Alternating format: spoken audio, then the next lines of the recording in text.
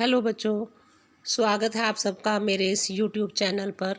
आज मैं आपके लिए लेकर आई हूँ एक नया निबंध विश्व पर्यावरण दिवस, जो कि 5 जून को मनाया जाता है और सन 2022 की थीम है केवल एक पृथ्वी, ओनली वन अर्थ। और इसी के संदर्भ में मैंने ये ऐसे आपके लिए तैयार किया है। ये ऐसे आपके लिए हर तरह से उपयोगी सिद्ध होगा, ऐसे कंपटीशन में भी, लेख लिखने के रूप में, भाषण के रूप में और शॉर्ट क्वेश्चन आंसर के रूप में भी। तो चलिए शुरू करते हैं। विश्व पर्यावरण दिवस। विश्व पर्यावरण दिवस प्रतिवर्ष 5 जून को मनाया जाता है। संयुक्त राष्ट्र संघ द्वारा 5 जून 1972 को स्वीडन के स्टॉकहोम में एक सम्मेलन किया गया था, जिसमें प्रतिवर्ष 5 जून को विश्व पर्यावरण दिवस के रूप में मनाने का सुझाव दिया गया।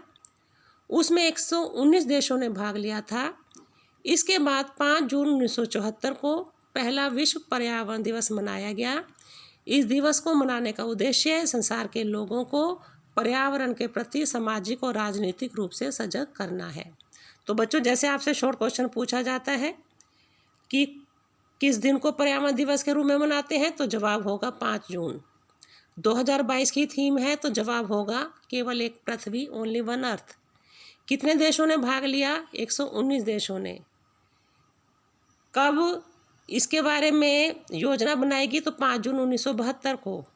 पहला विश्व पर्यावरण दिवस कौन से सन को मनाया गया? 5 जून 1974 को।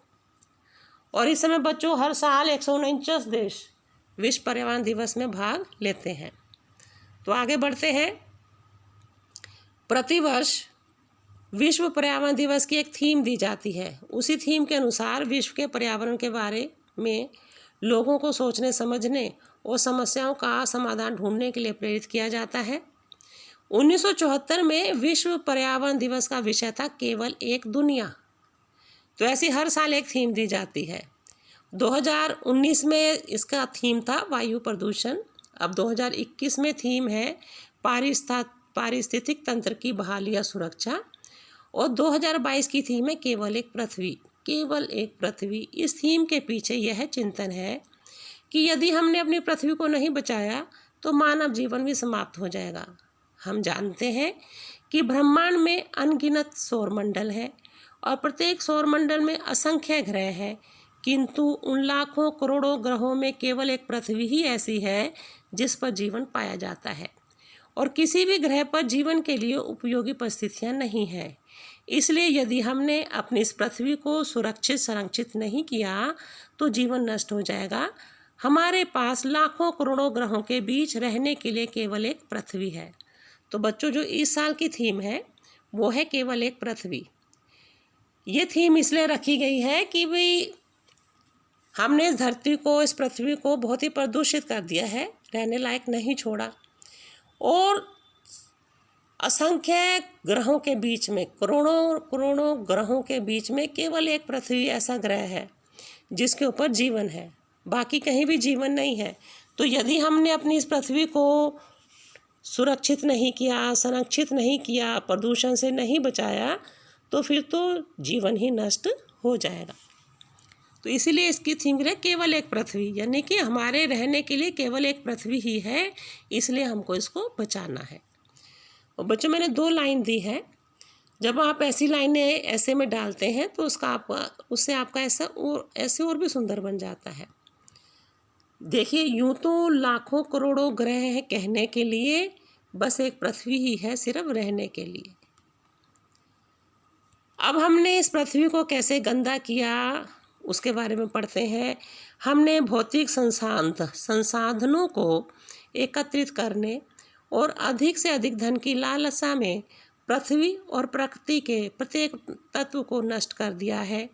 हमने वायु प्रदूषित कर दी, नदियों और समुद्र को गंदा कर दिया, पहाड़ों को हरियाली से नग्न कर दिया। जितना खर्चा आज हम नित्य नए नए परमाणु अस्त्रों को बनाने में, दूसरे ग्रहों तक खोजयान भेजने में कर रहे हैं, उसका आधा खर्चा भी यदि हम अपनी इस धरती को बचाने के लिए कर दें तो मानवता सुरक्षित रहेगी।